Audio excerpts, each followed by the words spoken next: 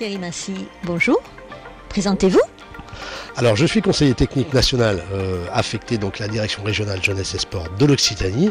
Je suis ici par ma présence pour de la détection à l'occasion du championnat donc ici départemental de la zone interdépartementale Languedoc-Roussillon.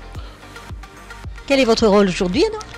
Eh bien notre rôle ici, et notamment le mien, c'est de soutenir l'équipe d'organisation de manière à pouvoir mettre en place ces championnats qualificatifs, puisque ces championnats, chaque compétiteur sera sélectionné à l'issue de ce championnat aux championnats régionaux qui se dérouleront en Occitanie et notamment à Carcassonne au mois de mars.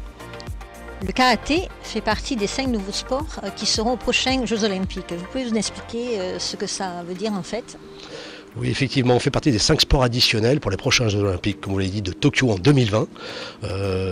Donc nous devons maintenant avoir une démarche, on va dire, plus sélective, et notamment ça va donner une certaine dynamique à tous nos départements, à toutes nos régions, au niveau de l'organisation du karaté dans nos départements. Il va nous falloir maintenant sélectionner à peu près 8 athlètes au niveau national pour les Jeux Olympiques de Tokyo. Donc c'est ce qui se passe au niveau de Paris, mais les qualifications se passent bien entendu aussi dans nos régions de France. Donc ça va stimuler tout le public fédérateur du karaté, et notamment les compétitions, et les plus jeunes qui, pourquoi pas, avec Paris 2024, peuvent aussi espérer être, pourquoi pas, un joueur dans un collectif olympique, et pourquoi pas, de la région d'Agde ou de l'Occitanie. Robert Debac, bonjour. Bonjour. Vous êtes donc le président du karaté pour la région Occitanie. C'est exact, oui. Alors parlez-nous un peu de votre présence aujourd'hui. Bien, écoutez, moi je couvre donc 13 départements, les 13 départements que constitue la Ligue régionale Occitanie. Ça représente ça représente 20 000 licenciés et 435 clubs. Alors c'est une grosse région, c'est la 3e de France. Vous avez à côté de vous deux personnes très importantes sur la commune de Agde. Veuillez bien nous les présenter, s'il vous plaît. Oui, donc c'est un de mes anciens élèves. C'était le meilleur, même je dirais, puisqu'il est agatois. Bon, déjà, voilà. Et puis son père qui a repris donc la succession à la présidence du club que j'avais créé en 1981. 81, c'est ça. Hein, voilà. Donc vous appelez... Donc Chartron Jérémy, moi je suis enseignant au sein du Karaté Club Agatois. Ça fait maintenant 18 ans que j'enseigne.